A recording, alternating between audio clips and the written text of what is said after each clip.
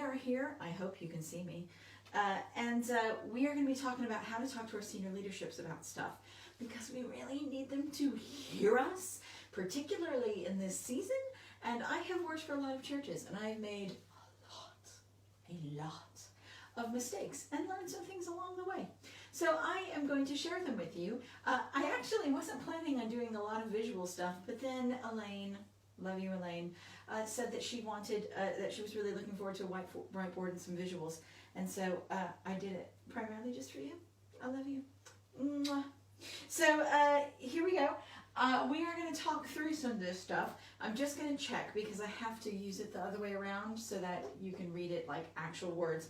But that just means I'm going to nip around to the back to make sure that it is live. People are here. Hurrah! Okay, great. Yay, Elaine Harris. Oh, I love you, Elaine. Okay, so here we go. Stuff to consider when you're doing a senior leadership. Now, in prepping this, I worked really hard, and I had diagrams, and I had like flow charts, and I was going to create like sample church leaders, and then we were going to like pitch them emotional support dogs to try to like work it through, and I just felt like it was a bit complicated. And so what we're going to do is we're going to talk through, I think it's five aspects of communicating with senior leadership so that you're heard, and hopefully one of these will resonate with what you think the next step is. There will never be, well, not say never be, I made a pretty good flow chart, but this isn't about manipulation. This is about being heard. This is about skills for being heard. And so therefore, depending on what senior leadership team you're working in, depending on where you are, you'll be using these skills in various different ways. But I just wanted to talk through each of them, and then we can take on some of our circumstances where we're feeling unseen, unheard, where we're having something pushed on us and we feel like it's just not clicking. And we can problem solve and work through this. So let's just sort of engage with it as you are, and we'll sort of see as we go. But I want this to be really back and forthy. Add your wisdom to this, add your stories to it, and help each other in this. But the first point that I want to make, and I'm going to be telling some pretty honest stories about my stuff. The first thing that I thought in having productive conversations to find a way forward together with our senior leaderships is that we have to consider our approach. And so I couldn't figure out which icon I wanted, so because I'm not sure how your brains work best. But I am going to put this first. This is approach. Now, I'm just going to check to make sure you can see that. It is, oh, it's a bit too high. I have a movie, I have a Wonder Woman because you always need one, and I have some glasses because it kind of depends. But the heart of it is that when we approach any kind of conversation with the leadership, whether we're on the leadership, whether we're not on the leadership, is we unconsciously, something inside of us already decides an approach based on our past experience, based on everything, and it's not necessarily always a helpful approach.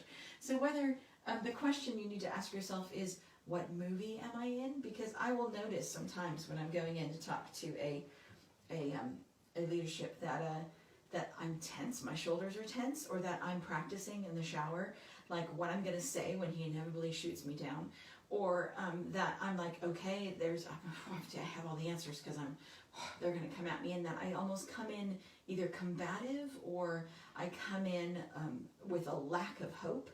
I come in as the underdog, and there's something inside of me that has already decided an approach to this conversation that sometimes sets us up for unhelpfulness.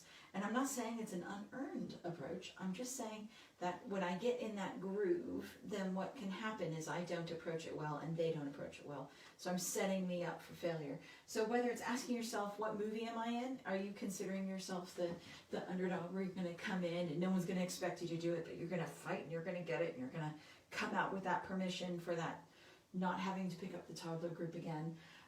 Or is it that you see it as they are the barrier, like here's the pot of all the ministry that I want to accomplish, and here's me, and they are the wall that I have to get through to get to the flourishing of my ministry? Are they the opposition? Are they the obstacle to how do I see them? Or what am I wearing? Sometimes you can just picture in your head that you're like, all right, I'm putting on the makeup and I'm putting on my nice tie because I'm going into a meeting, because I have not what I'm physically wearing, but I feel like I'm, putting the armor of God on me to do this battle. What is affecting how I'm approaching this? Because if I approach in my professional armor, they often are going to respond to me in my professional armor. Or if I come thinking that it's going to be a fight, they're going to get defensive. If I come thinking that I'm the underdog, they're going to feel that power disparity. And so sometimes it's about just me switching my approach from an unhelpful thing, sort of like the IKEA dentist thing, but switching my approach to say, okay, actually the movie that I'm in is a bunch of friends who have been handpicked for a team who is trying to accomplish something enormous. I'm in Jumanji, the new one with The Rock, because I'm always The Rock. What movie are you actually in? Or actually what I'm going to put on for this meeting is kindness, and I'm going to put on big ears so that I can hear them well. I see them as a leader who is stressed and who is beloved by God. What do I need to do to get myself in a place where actually we are in a good place to hear each other, not that I'm going to come in and force my voice? And for me, that is like massive. If I can get that right, a lot of the things go away. They don't go away. They put me in a good position for this.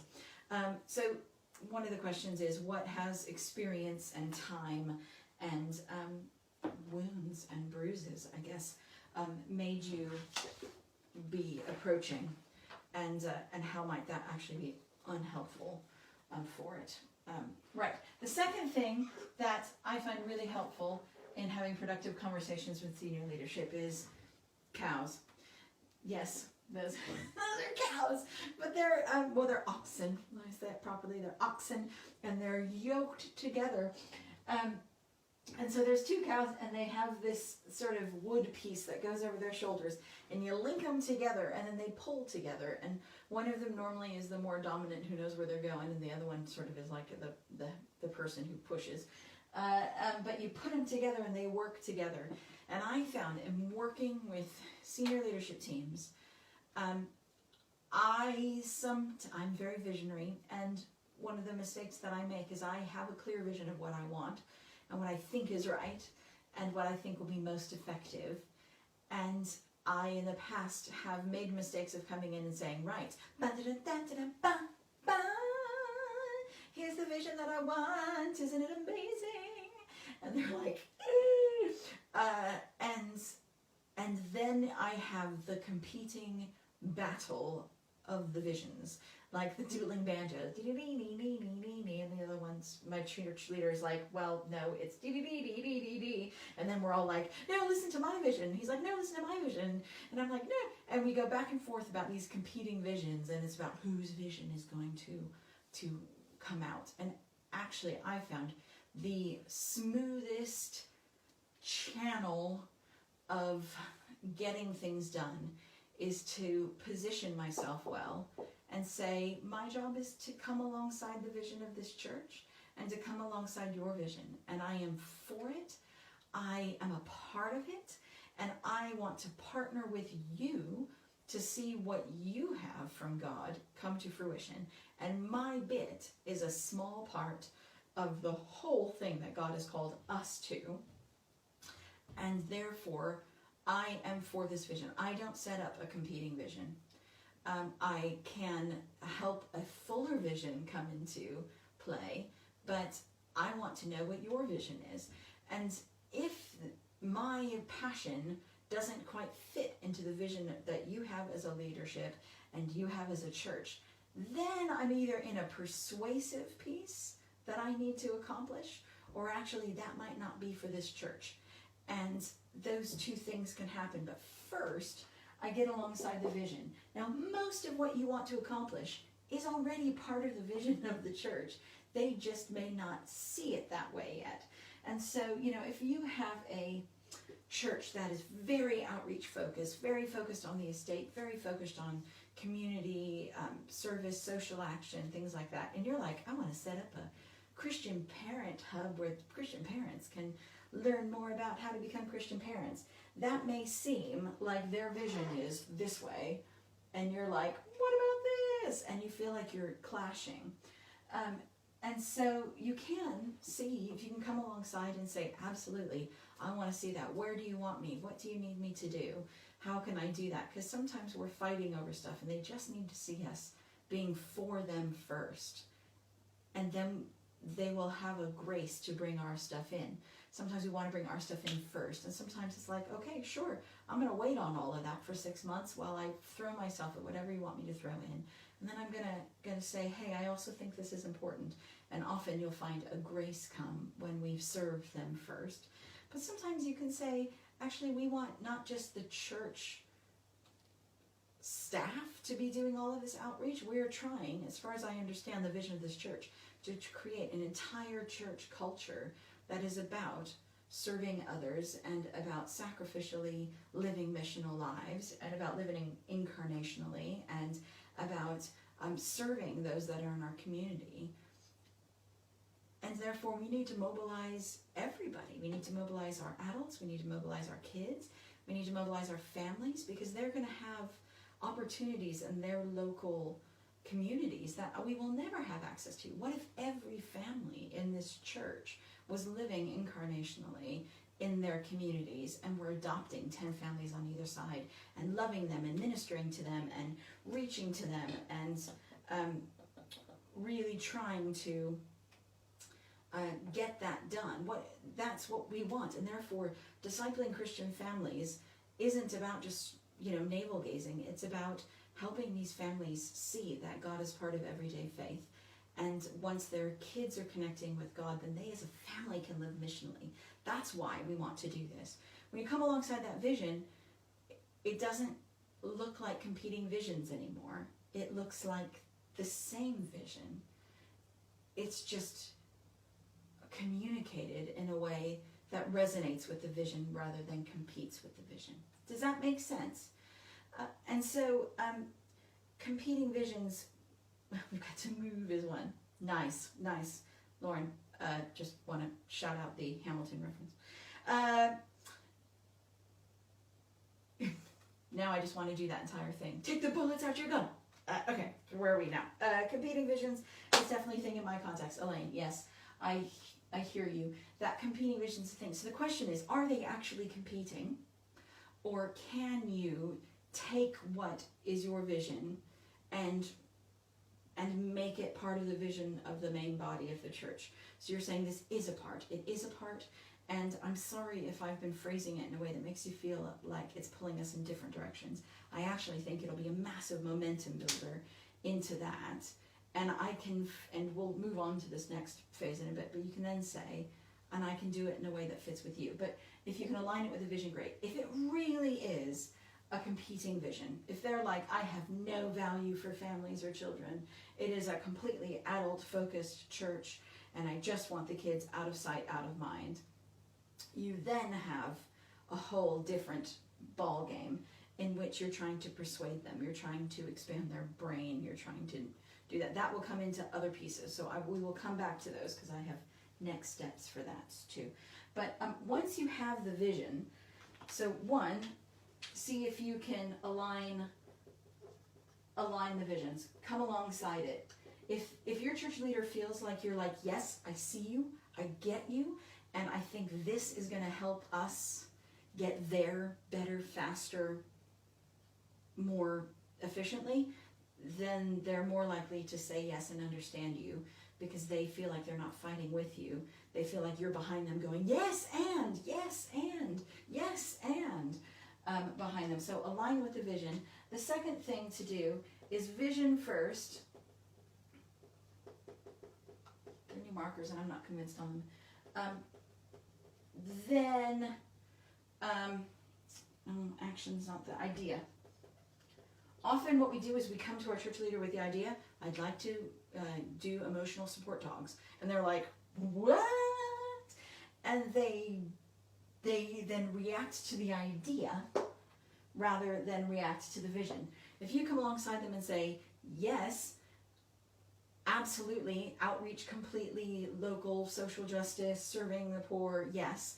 And actually what I've really been looking at in this season is emotional and mental health. That is so important. And the government is struggling with that. And that is a massive hole.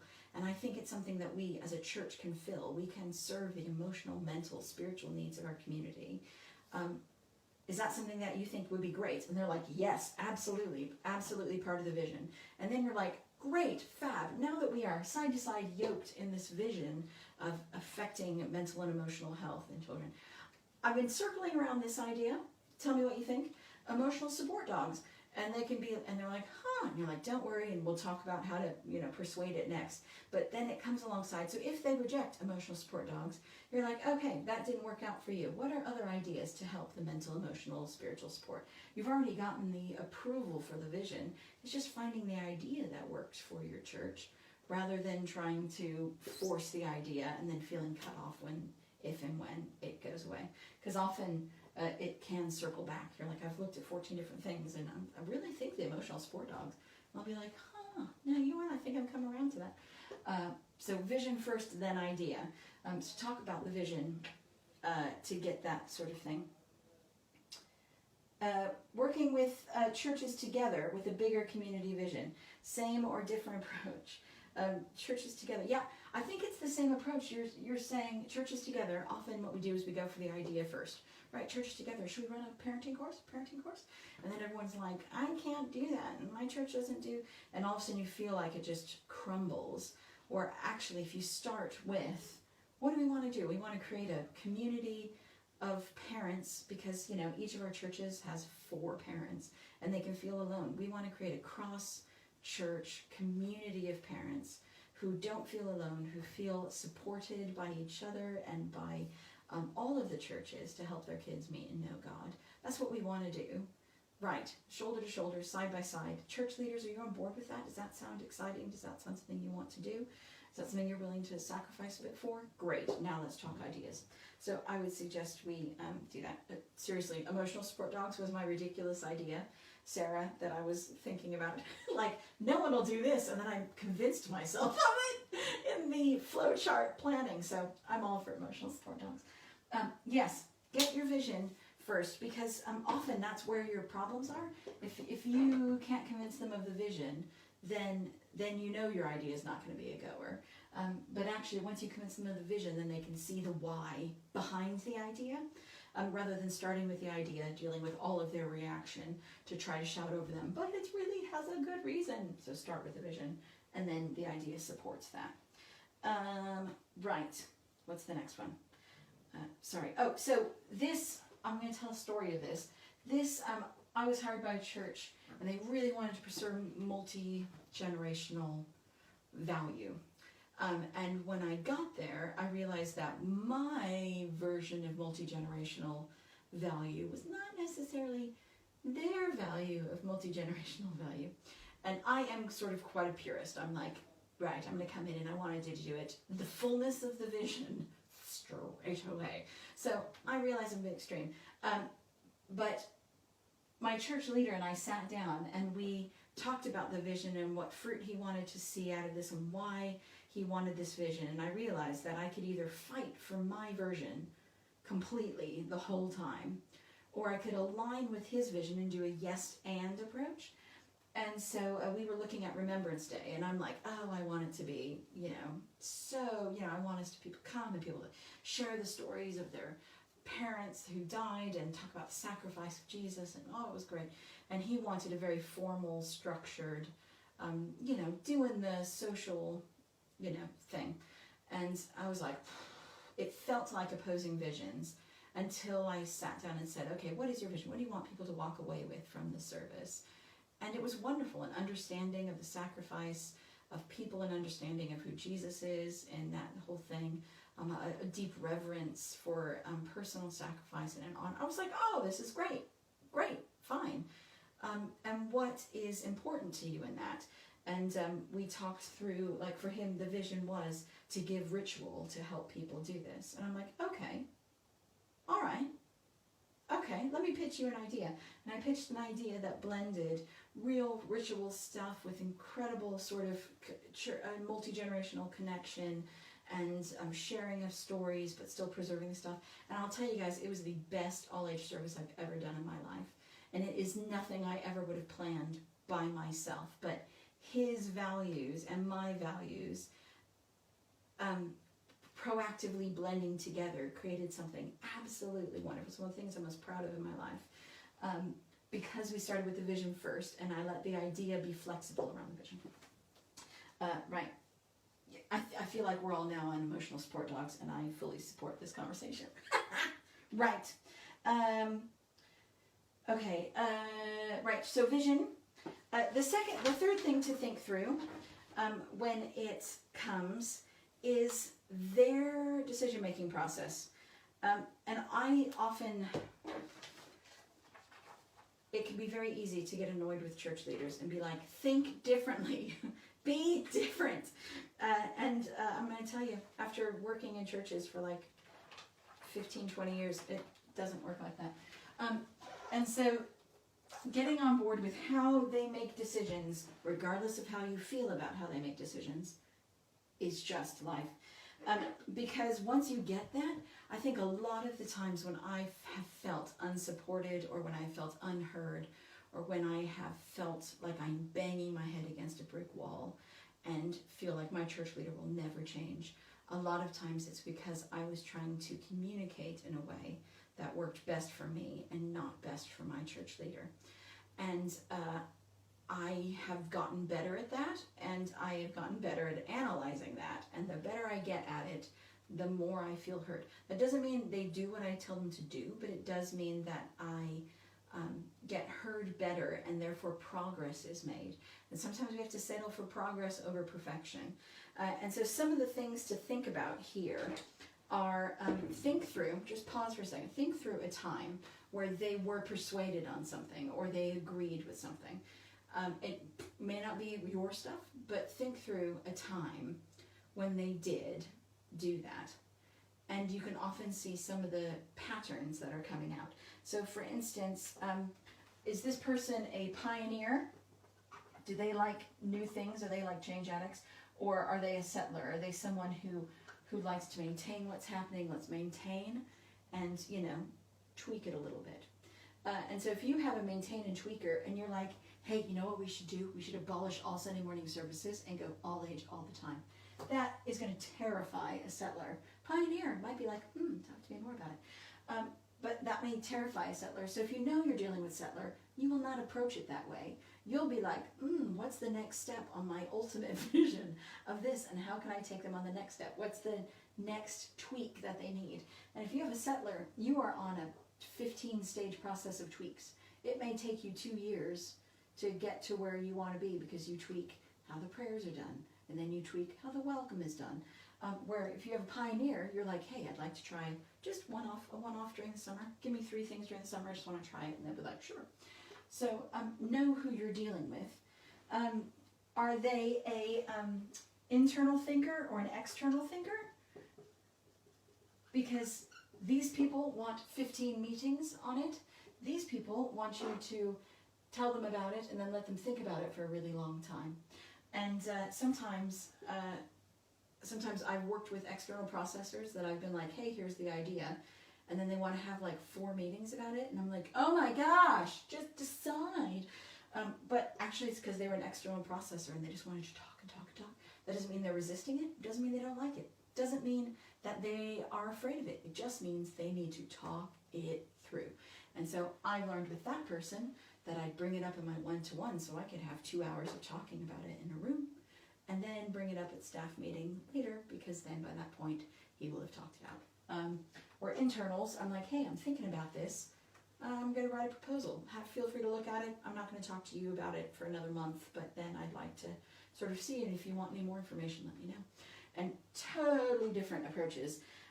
Are they problem solvers? Do they like being involved in the problem solving? or are they just tell me the solution?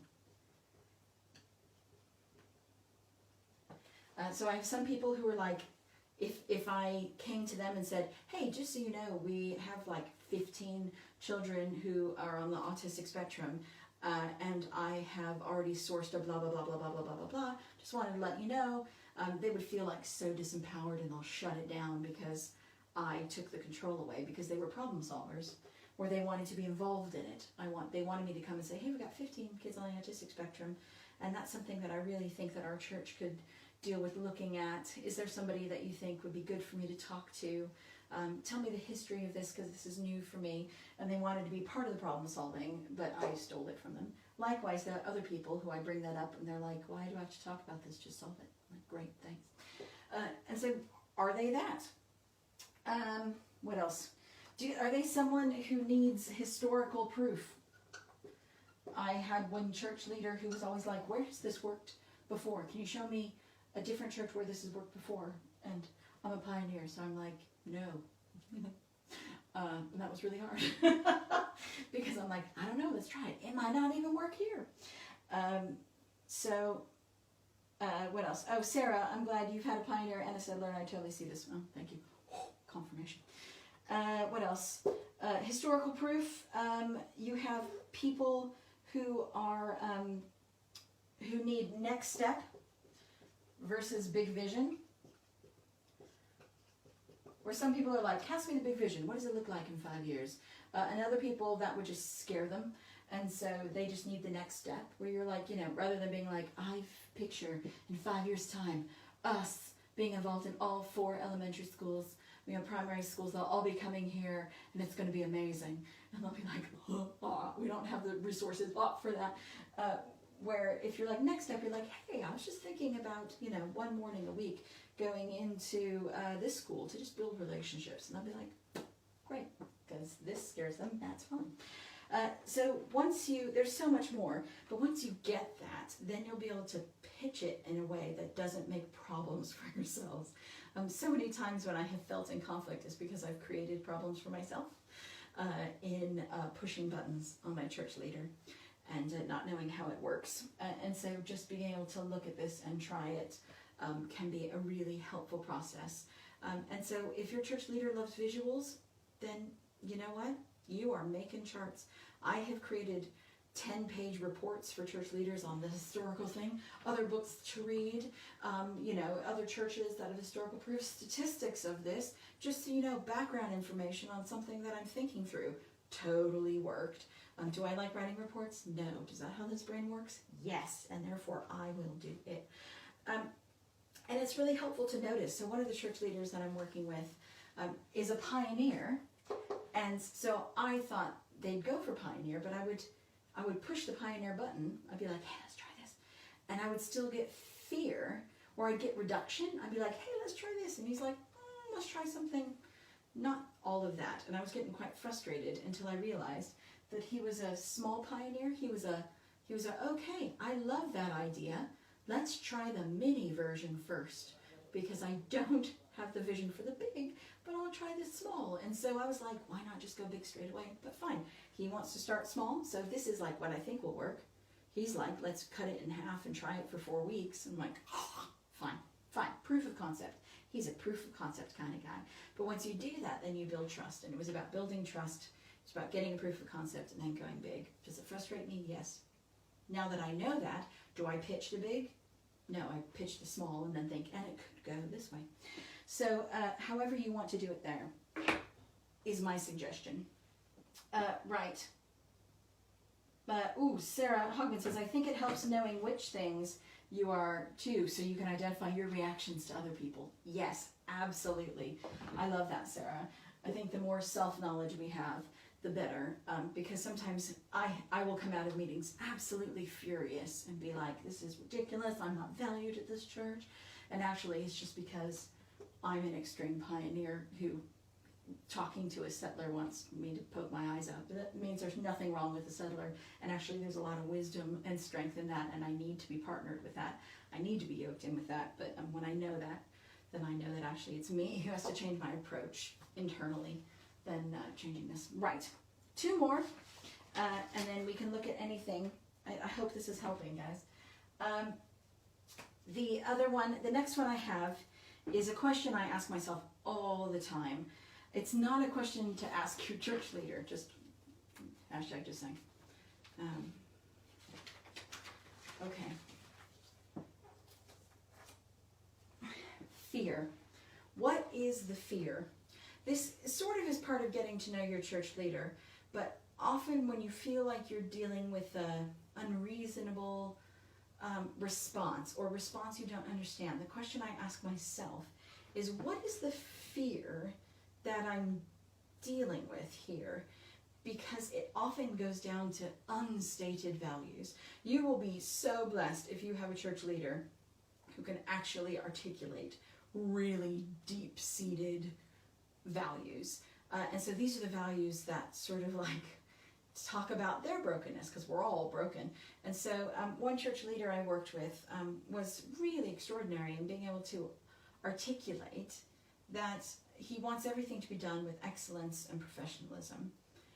And I really admire him for this, because he eventually, in a conversation that we were having, that I was just trying to dig a bit deeper about his values underneath that, because he can say that, but is that because that comes out of a biblical mandate? Is that because it comes out of the way he was, taught as a church leader? And he, all credit to him, said, actually, I think it's because I want people to look at our church and admire it. And he's like, I think that's something in me that needs to be worked on, but I do have a value for excellence in that I feel like it honors and respects other people.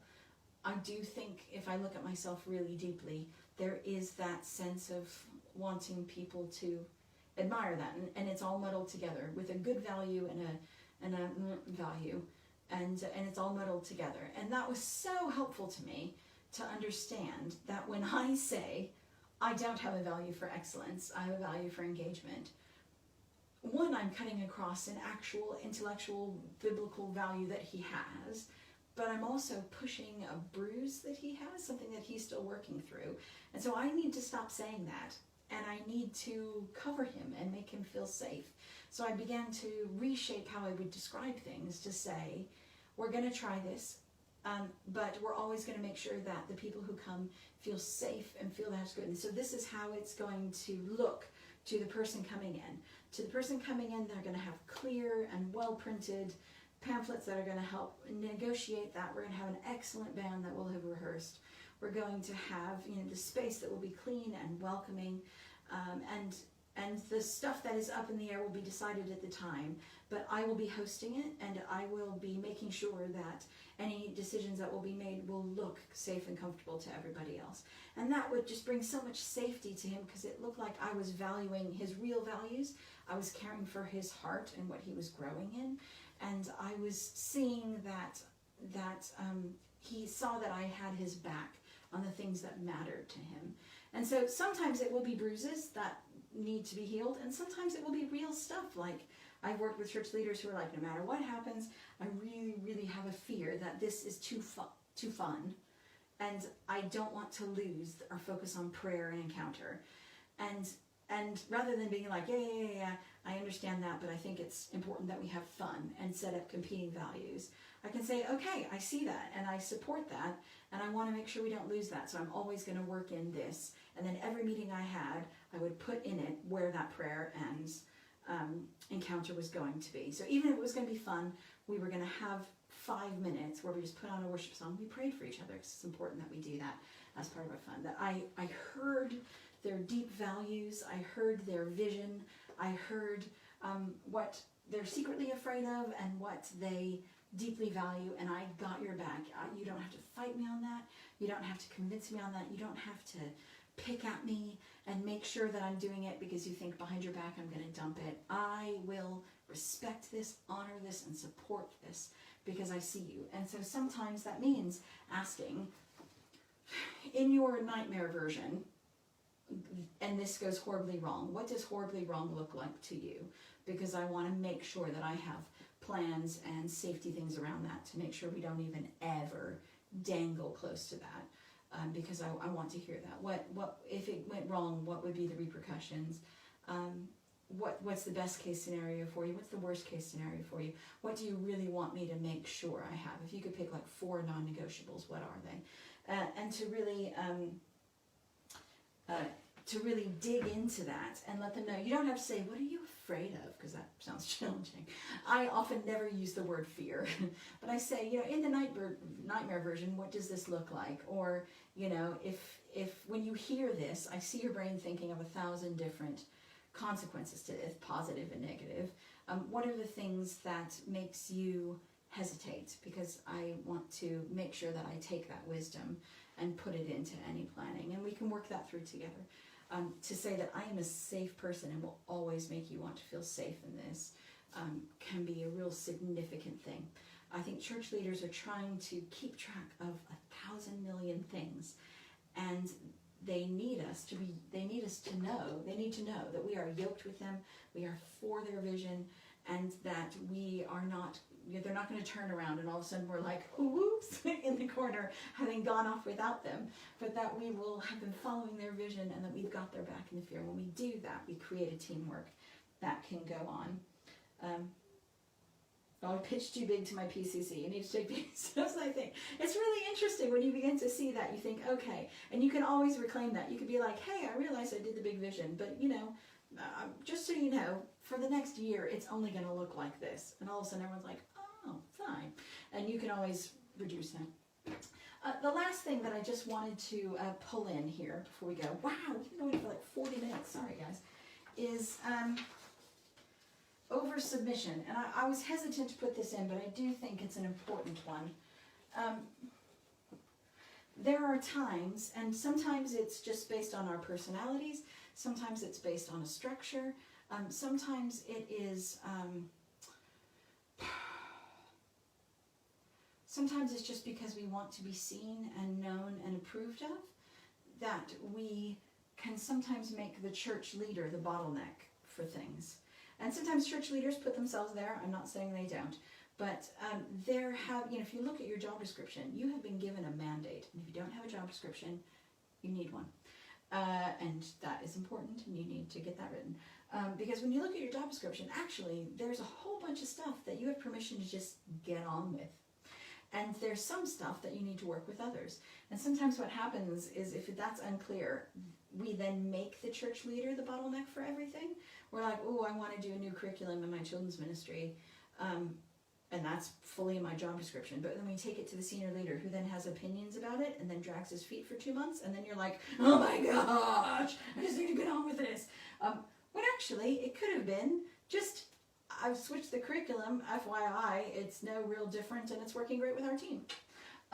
And so my question is, what are we sometimes over-submitting with? Because church leaders can feel overwhelmed, and we ask them to make so many decisions, and sometimes they can become over-invested. Now, for some of us, we're like, that's definitely not my problem. Great. But for some of us, I just feel like I need to say, sometimes just getting on with it and knowing what is a church leader decision and what is just you getting on with your job and being faithful to it and keeping them informed so they never feel out of the loop can be something that's really significant. One boss I had, I just made a podcast for him because he was not, he wanted to know everything, but he didn't want to be in meetings. And so I made a little voice note podcast for him to listen to when he was driving around, which was just stuff you need to know that I absolutely do not need you to respond to. And it was like, just, this is happening, and this is happening, and this is the update on this, and we're pondering this, but it's okay, it doesn't need your attention right now. And he loved that because I wasn't requiring anything of him. He didn't even have to listen to it if he didn't want to, but if he didn't want to feel out of the loop, it was there, and it was quick, and it made him feel happy, and it meant that I wasn't accidentally bringing stuff to him in an informational way that made him feel like he needed to do something about it. And so I would suggest that you then just check yourself on the over-submission thing. And so this is just stuff to think about, but I think if we're looking at it, can you see how just one or two of these might shift what you're working on? Figure out your approach, whether you're asking yourself, what movie am I in? What am I clothing myself with when I come to these meetings, when I write this stuff? How am I seeing my church leader? Aligning with the vision, saying, I see your vision, and this is how all of this fits in with what you stated. Often they state stuff for the adults. They're like, we want discipleship and everyone to feel, so that's why we're rushing back to church, say. We want to reopen church because there's lonely people who need connection. And you're like, but what about the kids? But you can say, yes, absolutely, I want those people to have a place. How can I help? How can I get those people? And if they say, shove the kids out, you can say, okay, well, we need a temporary plan, because long term those kids are going to continue to feel in isolation, because that multi-generational thing is so important to the body. But I get that right now the part of our body that's hurting are the lonely old people. So yeah, let's get that in there. I'll come up with a temporary solution, but I just want you to know that's got to be a temporary one, because we've got to make our whole body of Christ feel the same way that we do. But I know that, when one part suffers, the whole part suffers with it, and I can probably hold it together in children's ministry for another couple of months. But then we need to re-enter them, because they'll be the part that's hurting then, or whatever is right for you. Vision, then idea. Figure out their decision-making process and how you can come alongside of that. Figure out yours. Figure out what fear they're struggling with so that you can cater for it and hold it, and make sure you're not putting the church leader at the center of something that they really don't have to be. Right, so that's what he says. Sometimes it's easier to apologize afterwards than seek permission. Yes. Right, so we have a question in the inbox. So now that's all I have to say. So now add your solutions, add your questions, add your scenarios. That would be helpful to talk about. Questions you have, and let's, use everybody else to get there. Assuming others might be in this position, but it's a big topic too. When we meet again in the building, we will have all-age services. I struggled to get all-age services online, as I feel that the families have been boxed off by the senior leadership. The kids are sent out during the online services to watch their video. Only a few all-age services since lockdown. I've suggested that we want to change what we do online to come closer to what we will experience in person, but they don't want to do that. They want to keep the status quo, as they think it's the best offer for church members now.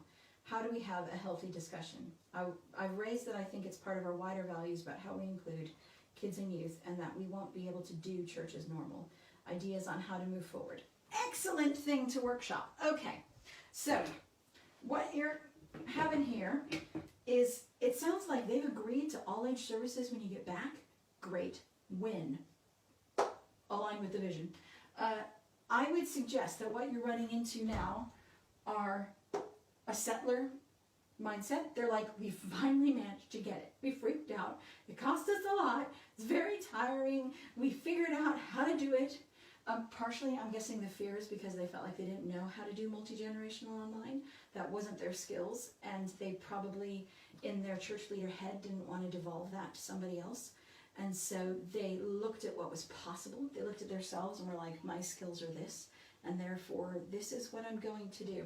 So you hit this fear of what they can and can't do, and now you've hit their groove of, we finally managed to find something, don't mess with it. So I would suggest, personally, that you bail from trying to work on the online stuff, because they have their fear plus brain process is there. I would suggest that you're like, okay, that's not the fight for now. The fight, the seeding in for now is when we return, because they will have fears about what that looks like. Are they good enough for it? They are going to be open to the change, but what you'll notice is that they will be up for one change and then they want it to stay that way. So you've got to nail that change well. So I would suggest that you start really getting their vision for what that is, how you want that to look, what are they comfortable with, how does that look, so that you stop being a person who's fighting for the now and become the person to facilitate their new next. Because it is, you are absolutely right, it's part of the wider value of how you include kids and youth, and that we won't be able to do church as normal. You are right about all of that, but that might not be the conversation for now. The conversation for now is, when we meet again in a building, you are wanting it to be everybody together because we can't do it separately. And that's a big idea. And right now you want to do the thinking and the worrying about it and the giving them options of how that looks, so that we can make sure that our young people and kids who have felt a bit separate because of this, and you understand why, And for the adults who have been so long without having children alongside of them and young people alongside of them, which we know is detrimental. I mean, research says that it's detrimental to people to be isolated, particularly from different generations. You know, you can see that from television programs about the 4-year-olds in the old people's home and things, that cross-generational is really beneficial for adults and kids. And so the best scenario for everybody is to have a wonderful re-knitting of your community. And that is coming, and that's coming live. So how can you be the person who serves and sets them up and has the important, healthy conversations about how we want our welcome to happen and how we're going to keep everybody safe while allowing those emotional connections to redo? I would suggest that you are the proponent of, like, yes, all ages, the way forward, thank you, Jesus. And this is the vision, and these are the different ways that it can look, so that they can feel comfortable in the next stage. And then you can isolate those fears. Are they afraid of who's going to be doing the talks and how that's going to work? And you can say, okay, well, we can either plan the talks now. We can look at an outline that can work so that it doesn't rely on one person being fab. We can look at, you know, how to facilitate families. We got this time. Isn't this great? To have the time to make this next change peaceful and well. Because you're right, all of those conversations that you want to have are the conversations that I would want to have. But sometimes beating the horse of what we could have done, should do now, actually can put them in a fear shutdown mode, where saying, I am on board with what's coming, and let me help all of our decision process go in a peaceful way so that we can reduce the fear and get you out of the middle of stuff you don't need to be, so that we can all be on the same approach, I would suggest is what brings the next thing. And I know that's not the answer you want to hear, we can fix it now, but it's coming soon. And then you can say, actually, if it's really not working, and if all of a sudden coming all together as a church isn't going to happen until next March, then you can say, you know, we've been talking about this thing, and, you know, we've talked about how important it is that we're together, and this multi-generational expression is important. And I'm worried that we're losing portions of our body because we're not together. How can we create that? And it might not be online. You might need to say, actually, in the meantime, we need offline, in real life, multi-generational emotional connections. So I'd like to start pairing up families with single people for, you know, dinner dates or something, because I just think it's important that our kids feel part of something bigger. And you don't have to change anything online. You don't have to hit this fear and the brain process, but maybe we can do a yes plus of the vision that we've already agreed, which is that all ages are important to do together. I hope that helps you find next step. I'd love to chat about the next stage of normal we're all preparing for. I think our church will move to an all-age service at 9:30 in September. Woo! As we can't run kids' work yet. Any top tips for making this incredible? Because it's an amazing opportunity. Right. I would suggest you take it through the process. I know sometimes we want it to be absolutely incredible. My question is, do you have people who like going on the journey, or do you have people who are like, deliver it and deliver it perfectly? Because those are very different approaches to what you need to do. Some people, and what are their values? Some of their values are like, we want it to come back, but we want it to look like us. So therefore their boundaries are quite small. And what is helpful to do is say, what are your boundaries? What are the must-haves in a service? So that you are aligning with their vision. Because what you might find is you have very little playroom, or you have huge playroom. And so they may say, well, we have no must-haves.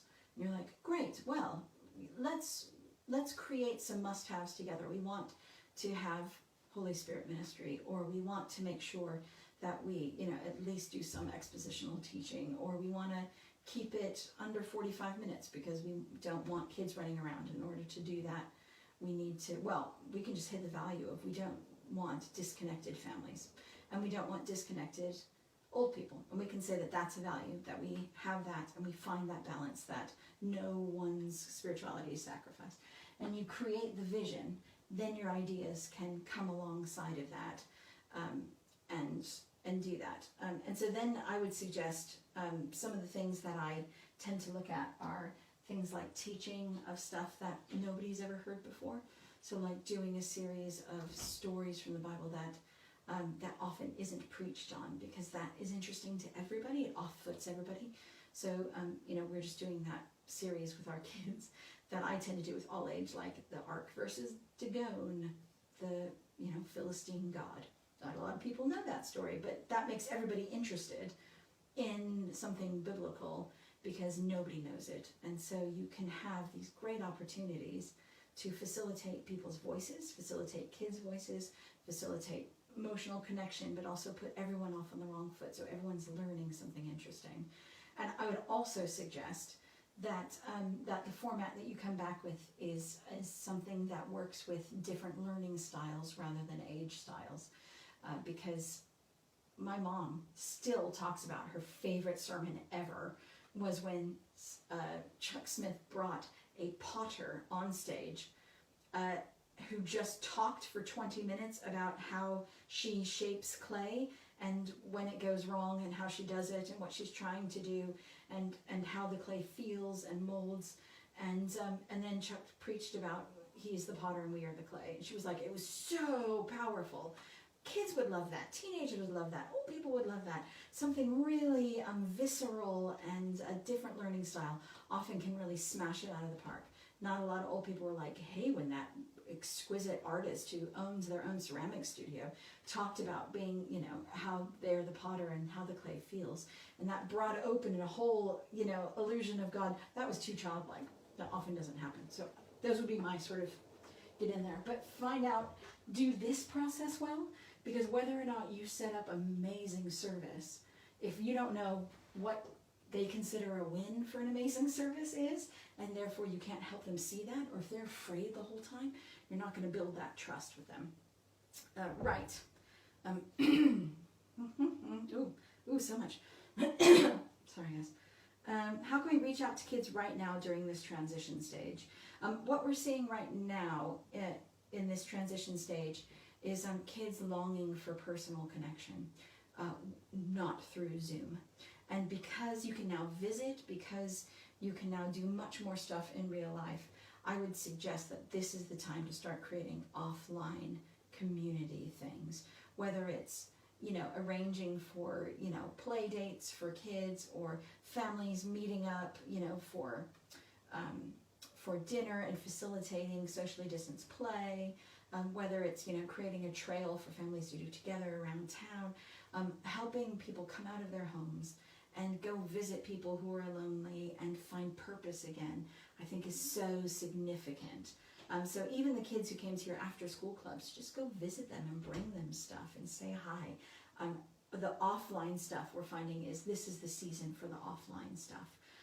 Really important, because that's the transition from being isolated to being all together, is the middle interpersonal relationships and reestablishing those. Feeling the pressure of the golden opportunity to change everything. I'm not sure where to start. Yeah, that's probably because you're like pioneer. Don't worry about the golden opportunity to start everything. This is the golden opportunity to kill the stuff that you don't want and to start on the right foot. So just reduce everything to that. What do you absolutely want to die in this season? And then what do you think positions you well? And so it's okay to talk to your team about kids ministry coming back, even though you're not sure, because you can gather everyone's vision. So just take the first step to start on the right foot with all the stuff put down is your first step. And I think, I could be hallucinating at this point, but I think we did a whole session on like things to consider when you're planning coming back. Becky can tell me if I'm wrong or not. I thought we did a lunch with Rachel on that. And you might just want to re-listen to that, because I think we talked about some of these opportunities we have here to position ourselves really well for next, but I feel ya. My pioneer in me is like, this is the time to re-envision church forever. Yes. Yeah, the pressure, what I'm seeing a lot of in your comments is the pressure to get it right in case everyone hates it. And there can be that pressure. One of the things that I talk about, the reason the vision I talk about, and I talk about a lot with every church work that I'm with, is I constantly say, I'm not going to get it right. the first time. It's not all going to be right. Because you can't, because we are aiming for a vision. We are on a journey. We're never going to arrive at that journey. And so what is the vision? We want to establish a multi-generational community who loves each other, who encounters God. And you know what? I have physically brought in those balance boards, the ones where there's like a pivot and you stand on it and you try to like balance in the middle, but it goes thunk, thunk, thunk. And I say it takes a while to learn how to balance. When you stand on one foot even, you're going side to side trying to counterbalance mistakes. And, then you see, ballet people who can just go on their toes and hold it because they've learned how to hold their body right, but they didn't start that way. And we are headed for a vision, and we're trying to find how to meet the needs of old people and young people. And we're not going to be, we're not shooting blind. We've got a good thing. We're going to be 80% there, but we need to have feedback and journeys and have the perseverance to stick with the vision that we all hold. And so I'm going to need you to not judge it on the first one. I'm going to do the first one. We're going to get good feedback. We're going to talk about where we nailed the balance and where we didn't nail the balance. We're going to adjust it. We're going to make sure that we hit those fears, and we're going to keep trying. And that's why we're a team, because together, and the more unified we are, like when you look at ballet people, they're squeezing everything to get up there. Yes, I've had ballet. Because it takes a real unified approach. And that's why I need to know that it's not just, hey, you do something perfect, but that we are together on this vision, and we've done that talk. And that sort of saves you from the pressure of just knock it out of the park. Good luck with that. Because actually it's the vision, and I'm not setting up. It's all about managing expectations. And so sometimes I've sent out emails before things going, what we're aiming for in this way is to make people feel loved and for everybody to meet with God. And this is how I think it's going to happen this time. It may not be perfect, and I'd really value your opinion, but I'd like for you to look and see. That's what I'm assessing on this one, is this. And so I'm lowering expectations. I'd rather be like, I think we'll hit 50%. And everyone's like, that was 90%. And you're like, yay. Rather than be like, we're going to 100% smash it out of the park. And everyone's like, well, that was like 90. We're running outdoor family service picnic, and we have a baptism this Sunday. Creativity has gone wild. That sounds fun. I want to come. What would you do if kids and youth will be catered for at different services? Thinking of those families with a split age range. Yeah, that is hard. Sometimes it's about saying we want every family to find what's right for you. And just because we say this is catered the right age groups, that doesn't mean anything. Sometimes the older kids will actually really enjoy coming to the younger one, and the younger one may really enjoy being a small person in a big environment. So it's about how you communicate to families and say, hey, we're trying, we're in the middle. It's not like it's going to look in 2 years' time, but we're so glad to be together. Right now, this is the situation. And so we want you to pick something that works for you. Consider relationships that your kids have with other adults and with other kids. Consider what works for your family most. Consider how that is. And for the younger age group, we will have packs for older kids because we know that that might work for them. And for the older age group, we'll have, I suggest you bring a bag of toys for the younger one, but know that you are welcome at both. And either as we are in step 4 of our 25-step journey to who knows where we're going. But let us know. We want to walk alongside with you. Tell us how it's going. Pick one that works for you. Try it. If it doesn't work, keep talking to us because we want to help it work for you. And so I would suggest we commit to walking alongside of them rather than try to create the provision that will work for them. How do you work out the over-submission thing? How do you know what is a church leader issue? Would you sit down with your church leader and work it through with them, or do you think it's a more subtle thing to work out over time? Asking as someone in a new role that is definitely not yet clearly defined with the vicar who's definitely feeling the pressure of being the bottleneck. I sometimes have the conversation to say, I'm really aware that everything's landing on you. And I'm also really aware, because, I've been the first time they go from not a children's pastor to a children's pastor. And sometimes you feel that pressure of, like, they don't know how to have a children's pastor yet. And so I sat down and I said, I'm here to lift the burden. I'm here to take stuff and run with it. But I also never want you to feel out of the loop or out of control. But I feel like right now what's happening is I can't run because you feel like you need to input into that. And I need you to point out, where have I run without you run where you feel like you have to call me back. I never want you to feel that. But I do want to be able to lift the burden, and I don't see in you the burden lifting for me being here, and that's what I'm here for. So, what do you absolutely need to make decisions on, and what are you happy to have information before it happens? I can give you heads up emails every Friday. I can say, this is what I'm planning on. Let me know by Thursday if you have a problem with it. How can I remove your burden of having to reply to me about all these things, about having conversations? What works best for you? And let's try it. Let's try it and talk about it next week. Because, I need the freedom to run, and you need the freedom to not have to be thinking about this all the time. How can we work together on that? Sometimes that can be a really useful conversation to have. And then you can try it out. But you're trying it out as a team, working together, rather than I'm just trying to manipulate you to figure out how it's going. What would you do to support families that have split age range and there are different services for kids in the morning? Oh, I think I did that one already. Interesting to take on the fears, overcome that barrier, and pray about it. Yeah, God will often tell you what that is. So words of knowledge are a beautiful thing. Find a farmer for Sunday as the lost sheep. How cool would that be, a farmer? Our leadership has gone big vision, which I'm on board with, but my colleague is next steps, and I feel like it just keeps colliding and the progress is slows. Any help appreciated. If your leadership is big vision, but your colleague is next steps, then what it really is about communication. So you'd be like, oh, wow, that's really exciting, big vision. And I love that big vision. So what I'm going to do is I'm going to give you the breakdown for the next 3 months. And so often if it's on your team or someone you work with, then you can be like, okay, let's just talk about the next 3 months. What does the next 3 months look like? Great. And you can talk next big steps with them. Because rather than being like, yeah, because we want to see, 50,000 children in the local community, served, you can just be like, okay, there are next steps. What are the next steps? That's great, and we'll assess them. That's fab. And so you can just work alongside those things. But coming up with time-limited things can be really helpful. Sometimes just the next step feels too black chasm in front of you.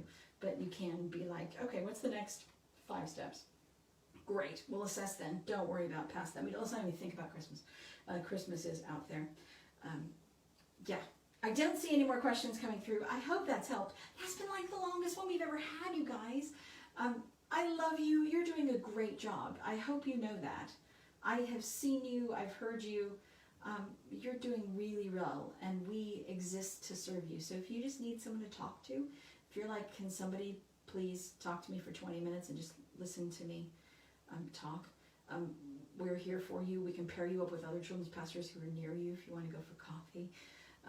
Just know you're loved, and we're praying for you, and you can do this. This is doable. It is all very doable because God wants you to have productive things. So I'm going to pray for you, and then we're going to go.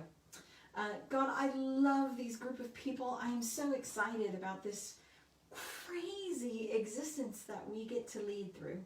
And God, I pray for creativity beyond anything that they've experienced before. I pray for their relationships with their church leaders, that you would knit their hearts together, that you would heal bruises and misunderstandings. I pray that you would help them see their church leaders and their church leadership well, that they may understand their fears, that they may hear their visions, that they may know how to help their brains, that we may truly be servants of the living God, and servants that are partnering alongside other servants of the living God as unified teams. I pray that you would heal rifts, that you would empower voices, that we as communities and as teams may hear what you are calling us to do and work alongside each other. I pray that you would amplify their voices. I know, God, that you are already amplifying their voices because they speak for those who are often unheard. And I thank you that you have a heart for the unheard. I pray that you would empower their voices, empower their minds. Let them see with your eyes the situation that they may lead well. In Jesus' name, amen. I love you guys. And I don't think I'm going to be on holiday next month, so we're not going to see each other next month. But if you want to talk to somebody, we're always here. We love you. We'll see you back in September.